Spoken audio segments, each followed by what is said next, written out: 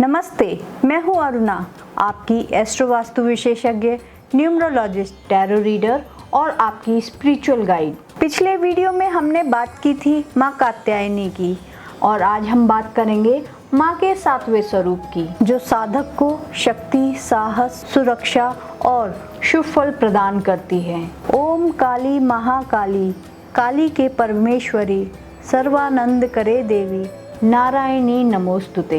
माँ दुर्गा के 7वें स्वरूप का नाम कालरात्रि है, जिनकी पूजा नवरात्रि की सप्तमी पर की जाती है।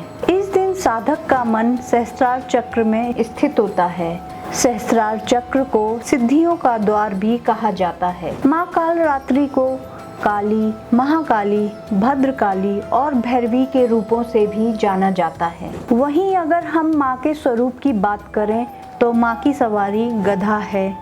माँ का शरीर श्यामल, बिखरे हुए बाल और गले में चमकती हुई मुंडमाला होती है। इनके 3 नेत्र होते हैं।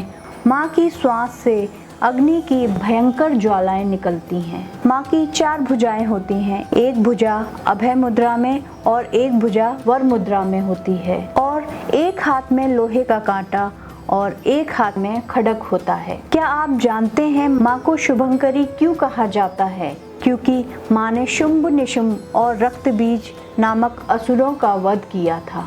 इसके पीछे की कहानी इस प्रकार है।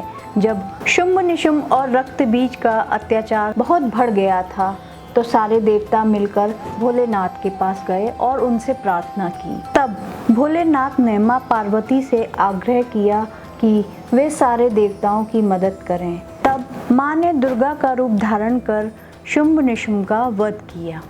परंतु जब रक्त बीज की बारी आई तो रक्त बीज के रक्त से लाखों रक्त बीज उत्पन्न हो जा रहे थे। ये देखकर माँ को बहुत क्रोध आया और इस क्रोध के कारण माँ का शरीर श्यामल हो गया और इसी रूप से माँ कालरात्रि प्रकट हुई और उन्होंने सारे दैत्यों का वध किया और उनसे निकलने वाले रक्त को जमीन पर गिरने से पहले ही अपने मुख में भर लिया और इस तरह से सारे असुरों का वध हुआ। इसी कारण माँ को शुभंकरी भी कहा जाता है।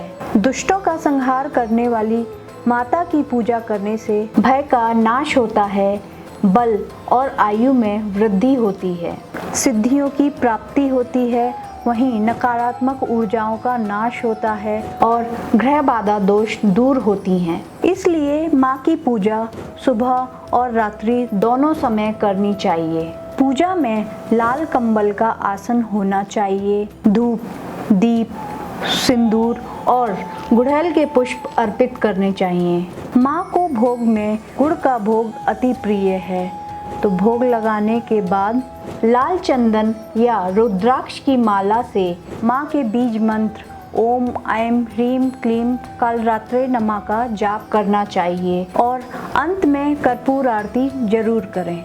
माँ की पूजा से शनि और राहु के दोषों से मुक्ति मिलती है। माँ की आराधना हमें ज्ञान के प्रकाश की ओर बढ़ाती है। तो ये तो था माँ कालरात्रि के बारे में। अगले वीडियो में हम बात करेंगे माँ के अगले स्वरूप की। तब तक के लिए जय माँ, राधे राधे।